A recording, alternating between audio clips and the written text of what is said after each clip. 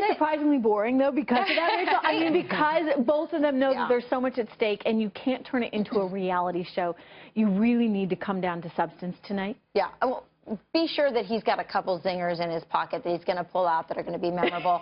But you're right in that, you know, it could get boring, because if I was Donald Trump, what I would want to be doing right now is talking to moms.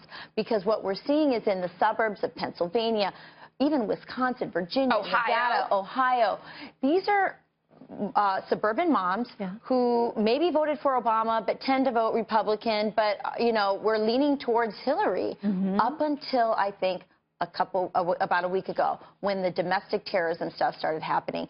And the New York stuff is scary for the Pennsylvania moms. That's kind of close to home. Right. But let me tell you, St. Cloud, Minnesota, that strikes fear into the hearts of moms, because if it can happen in St. Cloud, Minnesota, it can happen anywhere, and that's scary. And people are afraid of him, though. Let's be frank about this. They're afraid of him because they think that he's too wild, that he's too spectacular. He's like he's a high beta stock, right? You know, he can go one way or the other. And so does he then need to convince people that he will be slow and steady?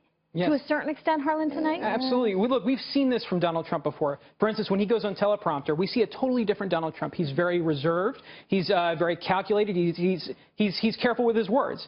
And I think that we'll see that tonight. And if he can fulfill that obligation in front of 100 million Americans tonight, he has the chance to change how people will perceive him. Okay, so if you're her, you don't want him to do that, right? Can you say something? Can you try and get under his skin a little bit so that Jessica, he comes forward and, you know, just lashes out in a way that will not look productive for him? I don't think that she's going to get him, and I don't know if it helps actually to get him to scream something like, "What do you have to lose?" or "I want to ban all the Muslims." But what you can do is you can push back, right? You can say, "Could you give me a little more detail about that?" Because that's where Donald Trump is actually failing, in the policy prescriptions, in the meat of his policies.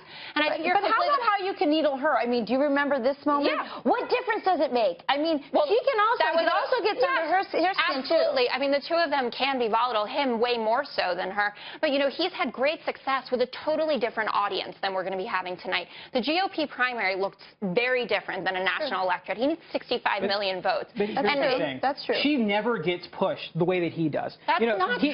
He has to face a very hostile media all the time. And she has had the most favorable press corps that any candidate for president of the United States has ever had. Well, I mean, look, the press was sort of on her side. Let's say they liked Bernie because he was entertaining for a little while, but they were in her corner in a way that they just have not been. When we talk about nonstop, the email scandal, the Clinton Foundation scandal, and his own charity, which funnels money from other places into donations, and he takes credit for, but not that he's getting the the Gates Foundation. The Gates Foundation does the same thing. You're saying that Donald Trump and Bill Gates are equally philanthropic? Their foundations operate the same way. They will take money from other high net worth individuals. Harlan, the two foundations.